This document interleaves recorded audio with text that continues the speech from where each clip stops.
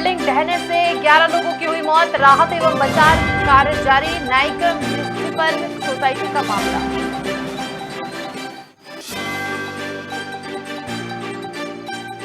ठाकरे सरकार पर मंडरा रहा संकट। शिंदे ने ठोका शिवसेना पर दावा। कहा, हमारे साथ 50 विधायक। फडणवीस नड्डा शाह से मिलने पहुंचे दिल्ली। प्रदेश के मुख्यमंत्री शिवराज सिंह चौहान बुरहानपुर दौरा। त्रिस्तरीय पंचायत चुनाव को लेकर हुआ रोड शो। बड़ी संख्या में जनता मौजूद।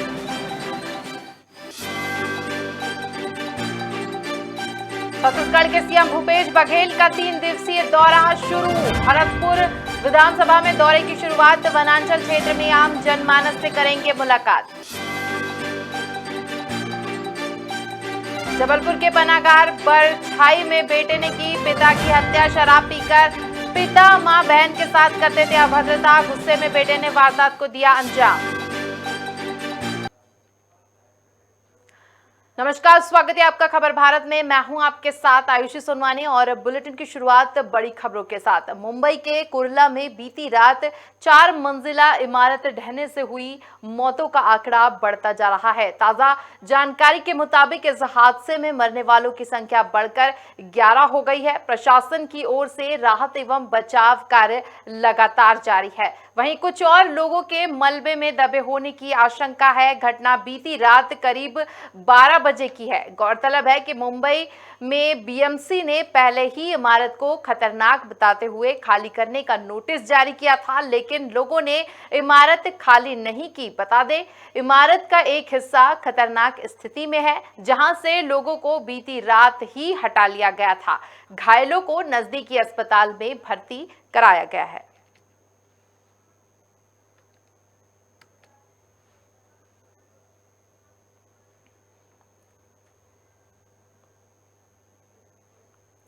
महाराष्ट्र की सियासत में हलचल तेज होती नजर आ रही है। दरअसल गुवाहाटी के होटल में मौजूद शिवसेना के बागी गुट के नेता एकनाथ शिंदे मंगलवार को मीडिया के सामने आए, जहां उन्होंने कहा कि हम शिवसेना में ही हैं, हम हिंदुत्व का मुद्दा आगे ले जा रहे हैं। वहीं शिंदे ने जल्द मुंबई जाने की बात भी कही है। इधर भाजपा नेता और देवेंद्र फडणवीस भी पार्टी अध्यक्ष जेपी नड्डा और गृह मंत्री अमित शाह से मिलने दिल्ली पहुंचे। इतना ही नहीं, सूत्रों के मुताबिक शिंदे गुट और भाजपा के बीच सरकार बनाने पर मंथन भी चल रहा है।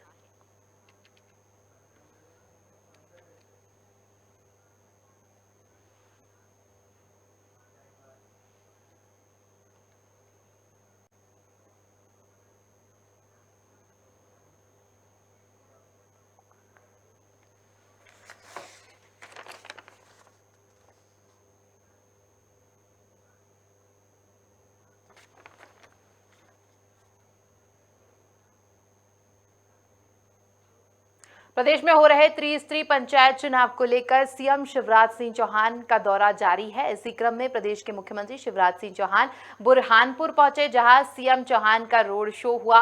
वहीं रोड शो के दौरान बड़ी संख्या में लोगों की भीड़ नजर आई। जगह जगह पर सीएम को रोककर लोग उनका स्वागत करने के लिए खड़े हुए थे। साथ ही सीएम शिवराज सिंह चौहान ने लोगों को माला पहनाकर उनका अभिनंदन किया।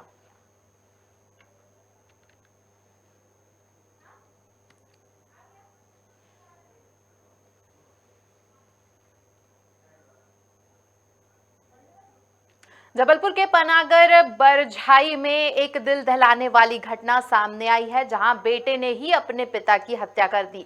हत्या करने के बाद आरोपी बेटा पिता के शव को बोरी में भरकर सुबह 4 बजे ठिकाने ले जाने जा रहा था, लेकिन उससे पहले ही आधारताल थाना पुलिस ने आरोपी को गिरफ्तार कर लिया। वहीं पुलिस की पूछताछ में आरोपी बेटे ने बताया कि मृतक रामलाल शराब पीने का आदी था। आए दिन शराब पीकर घर में मां बहन को गंदी गंदी गालियां देता था। बार बार समझाने पर भी जब पिता ने बात नहीं मानी तो गुस्से में आकर पिता की हत्या कर दी। फिलहाल पुलिस ने मामला दर्ज कर आरोपी बेटे को गिरफ्तार कर लिया है।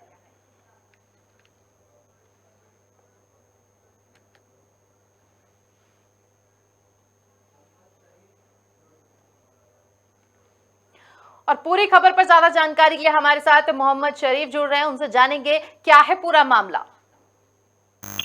बिल्कुल मैं आपको बता दूं, ये जो पूरा जो मामला है जबलपुर के पनागर थाना अंतर्गत बरछाई में एक दिल दहलाने वाली घटना जो सामने आई है।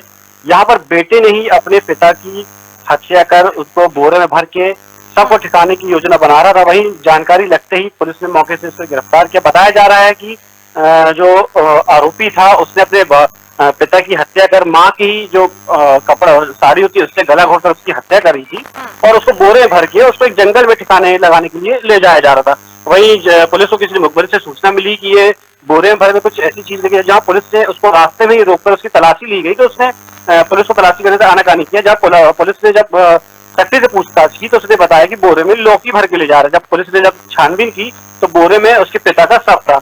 वही बताया जा रहा था कि जो आरोपी है, आरोपी के जो पिता थे, मृतक मृतक जो है आए दिन परिवार माँ को और उसके बेटे को, उसकी बहन को आए दिन अपने गालियां बकते थे। शराब पीकर मतलब घर में अपने गालियां बकी जाती थी, हरकतें कुछ ऐसी की जाती जिससे लगातार जो था बेटा परेशान था और बेटा लगातार उसको अपने पिता को समझाया जा रहा था। वही शराब के नशे में जो है लगातार जो घर में गाली गलौज मारपीट करने जिससे बेटे ने परेशान होकर पिता की हत्या कर दी। वही हत्या के बाद आरोपी जो है पिता के शव को ठिकाने लगाने के पहले पुलिस ने उसको गिरफ्तार कर लिया है। वही पूछताछ की जा रही है, वही आरोपी को आरोपी पर कार्रवाई की जा रही है। जी जी बिल्कुल शरीफ, और कहीं ना कहीं ये जो रिश्ते होते हैं, रिश्तों को कलंकित कर देने वाला मामला है, और इस पर पुलिस की तरफ से अभी क्या कार्रवाई की गई है? बिल्कुल, अगर हम बात करें इससे की तो कहीं ना कहीं कलयुग बेटे के जो जैसी हरकतें सामने आई है कि कहीं ना कहीं अगर साफ तौर पे देखा जाए तो पुलिस ने बड़ी कार्रवाई करी है, उसको गिरफ्तार किया है और पूछताछ भी कर रही है कहीं। लेकिन साफ तौर पे देख सकते हैं कि जिस तरीके से बेटे ने अपने पिता की हत्या को अंजाम दिया, कहीं ना कहीं समाज में भी एक गलत मैसेज इस तरीके का जाता है। कहीं ना कहीं जो था बेटे को पुलिस से संपर्क करना था। अगर इस तरीके की उनका पिता शराब पी के घर में मारपीट करता था तो उसकी कहीं ना कहीं शिकायत करता, लेकिन कहीं ना कहीं जो है इस तरीके से शराब के नशे में जो है बेटे ने ऐसा कदम उठाया जो एक निंदनीय अपराध की श्रेणी में आता है। जी शरीफ, अगर हम बात करें आरोपी की, तो आरोपी का इससे पहले भी क्या कोई क्रिमिनल रिकॉर्ड पाया गया है? हाँ बिल्कुल, मैं बता दूं, अगर हम आरोपी के पुराने रिकॉर्ड की बात करें तो अभी पुराने रिकॉर्ड ऐसे सामने इसके नहीं आए हैं, लेकिन कहीं ना कहीं जो है आरोपी भी जो है शराब के नशे में रहता था और वो भी विवाद की स्थिति में हमेशा लिप्त पाया जाता था। जी तो कहीं ना कहीं पारिवारिक विवाद के चलते ये पूरी हत्या की गई है? हाँ बिल्कुल, ये पूरी घटना है एक पारिवारिक विवाद को लेकर हुई है और कुछ न शराब के नशे में जो घर में विवाद पैदा होता है उसको लेकर जो कहीं ना कहीं घटना को अंजाम दिया गया है। जी चलिए, पूरी खबर पर ज्यादा जानकारी के लिए हमारे साथ जुड़ने के लिए बहुत बहुत धन्यवाद। तो ये बड़ी खबर आपको बता रहे जहां पर कलयुगी बेटे ने अपने पिता की हत्या कर दी। तो पारिवारिक विवाद से जुड़ा ये पूरा मामला आपको बता रहे थे, जहां पर बेटे ने अपने ही पिता की हत्या कर दी।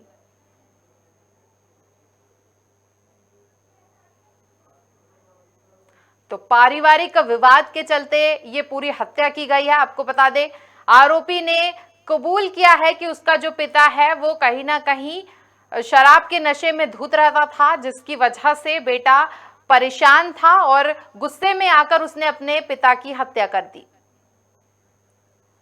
तो जबलपुर से ये पूरी खबर आपको बता रहे जहां पर कलयुगी बेटे ने अपने ही पिता की हत्या कर दी और पूरा मामला पारिवारिक विवाद से जुड़ा हुआ है। पुलिस के द्वारा की गई पूछताछ में बेटे ने कबूल किया है कि उसका जो पिता था वो नशे में धुत रहता था, जिसकी वजह से गुस्से में आकर बेटे ने अपने पिता की हत्या कर दी।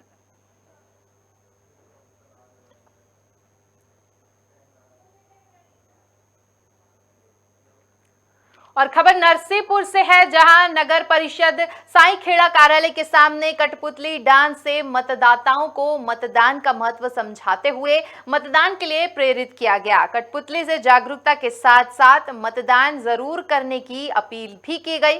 लोगों ने मनोरंजन के साथ साथ मतदान के महत्व को भी समझा।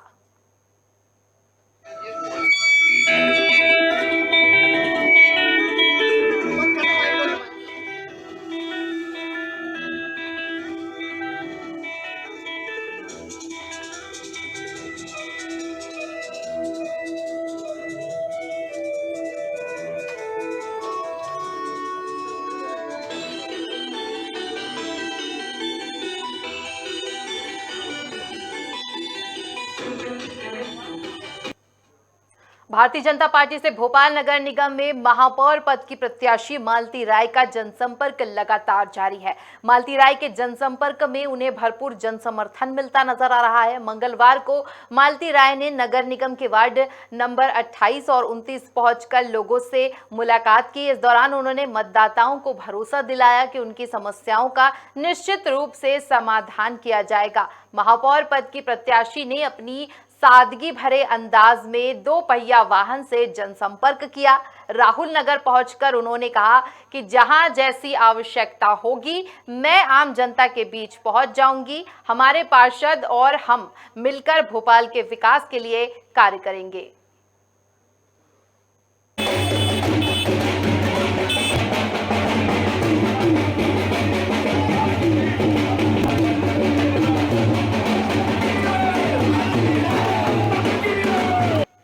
आप सबको आश्चर्य होगा कि महापौर प्रत्याशी 2 व्हीलर पर आई है। पूरा भोपाल मैं चाहती हूँ कि हर मतदाता तक मैं पहुँच जाऊँ, इसलिए मैं कहीं 2 व्हीलर से, कहीं पैदल, कहीं गाड़ी में जाके मतदाताओं से संपर्क कर रही हूँ। और आप विश्वास रखें, जब आगे 5 साल तक मुझे सेवा करने का अवसर देंगे तो मैं आपसे के पास में 2 व्हीलर पे भी आ जाऊंगी, पैदल भी आ जाऊंगी और गाड़ी में भी आ जाऊंगी।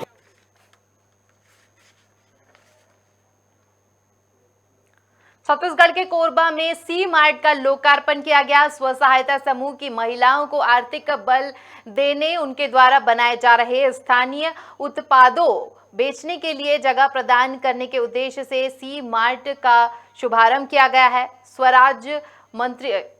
राजस्व मंत्री जयसिंह अग्रवाल, सांसद ज्योत्सना महंत, पाली तनाखार विधायक मोहित राम और जनप्रतिनिधियों की मौजूदगी में टीपी नगर चौक स्थित सी मार्ट का लोकार्पण किया गया। साथ ही जिले की महिला समूहों के उत्पादों और खरीदकर उनकी गुणवत्ता को कम कीमत में उपलब्धता की तारीफ की और सभी से सी मार्ट के सामान खरीदने और महिलाओं को प्रोत्साहित करने की अपील की गई। छत्तीसगढ़ शासन की महत्वपूर्ण योजना है।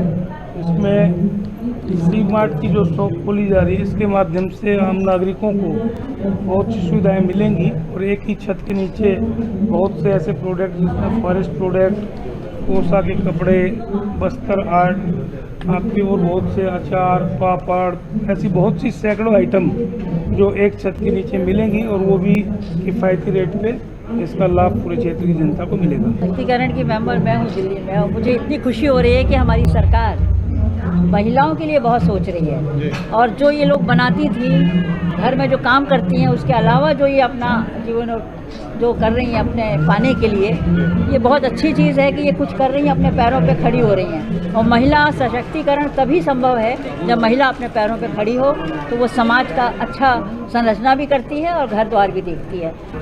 माननीय मुख्यमंत्री महोदय के निर्देशानुसार जिले की स्व सहायता समूह के द्वारा जो उत्पाद यहाँ बनाए जा रहे हैं, उन उत्पादों को एक सेंट्रल स्टोर में हमने जो है रखा है और यहाँ करीब 250 उत्पाद हैं, जिसको हमने एक ब्रांडिंग, जिले की ब्रांडिंग की है। और इसका नाम हसदेव नाम, जो जिले की जो जीवनदायी नदी है हसदेव नदी, उस नदी पे हमने एक ब्रांडिंग की है और उसका लोगो भी हमने बनाया है जो काफ़ी अट्रैक्टिव है।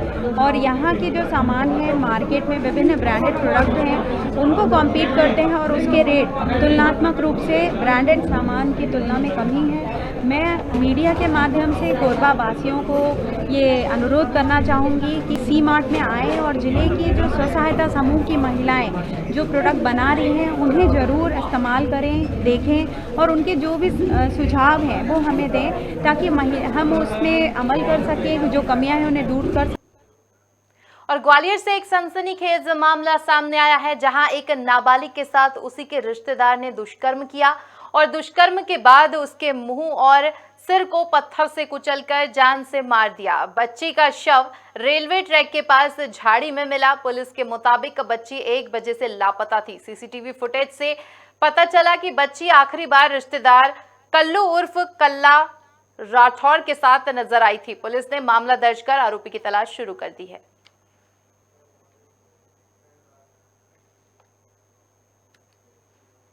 नरसीगढ़ से सनसनीखेज मामला सामने आया है, जहां परशुराम घाट पर एक युवक की तैरती हुई लाश मिलने से पूरे जिले में सनसनी का माहौल है। पुलिस ने मौके पर पहुंचकर शव को पानी से बाहर निकाल लिया है, लेकिन मरने वाले की शिनाख्त अभी तक नहीं हो पाई है। पुलिस ने मामले की जांच शुरू कर दी है।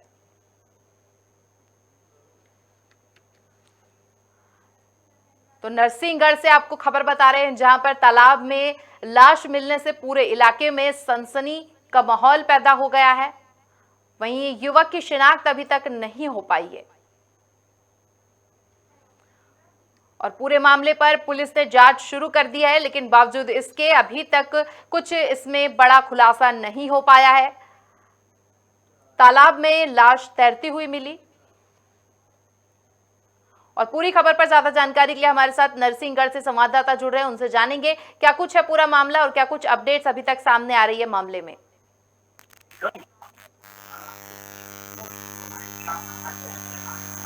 जी सुन पा रहे हैं? जी मैम। जी, नरसिंहगढ़ का ये पूरा मामला है जहां पर युवक की लाश मिलने से सनसनी फैल गई है, इसमें क्या अपडेट्स सामने आई हैं अभी तक?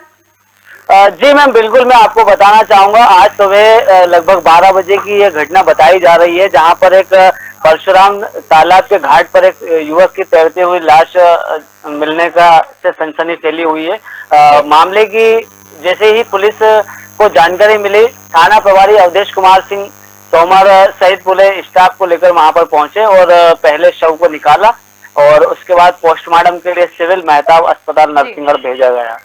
मैं आपको बताना चाहूंगा, जानकारी जहां तक निकली है उसका मृतक का नाम अभी तक बताया जा रहा है। जानकारी के अनुसार रोशन, मरने वाले का नाम रोशन और फिर जगन्नाथ बताया जा रहा है, निवासी अंबेडकर नगर नरसिंहगढ़ का बताया जा रहा है। 45 वर्ष की उम्र है और जानकारी के अनुसार यह भी जानकारी निकलकर सामने आ रही है कि व्यक्ति मानसिक रूप से विक्षुब्ध था और नगर में भीख मांगकर अपना पेट पालन करता था। अभी तक यह खुलासा नहीं हुआ कि मरने के कारण स्पष्ट क्या है, मगर प्रत्यक्षदर्शियों के अनुसार बताया जा रहा है कि नहाते समय पैर फिसलने के कारण हादसा हुआ है, हो सकता है ऐसा बताया जा रहा है। फिलहाल अभी हमारी पुलिस हेमराज, अगर इस कत्ल की बात करें, इस ये जो पूरा मामला है, युवक की लाश मिलने से सनसनी फैल गई है, लेकिन अगर बात करें तो ये जो मामला है इसमें उसने सुसाइड करने की कोशिश की थी या कुछ और वजह है इसकी? नहीं मैम, अभी तो जहाँ तक अभी हमारी प्रशासनिक अधिकारी से बात हुई, उनका कहना है कि व्यक्ति मानसिक रूप से विक्षुब्ध था, यानी कि वो पागल था, नगर में भीख मांगकर अपना पेट भरता था। हो सकता है वो नहाने के लिए घाट पर गया था और उस समय पैर फिसलने के कारण उसकी मृत्यु हो गई हो, मगर फिलहाल अभी जब तक पोस्टमार्टम की रिपोर्ट नहीं आती है खुलासा नहीं हो सकता। चलिए, पोस्टमार्टम आने के बाद ही। हमारे साथ जुड़ने के लिए बहुत बहुत धन्यवाद। तो बड़ी खबर आपको बता रहे हैं नरसिंहगढ़ से, जहां पर तालाब में सनसनी का माहौल पैदा हो गया है।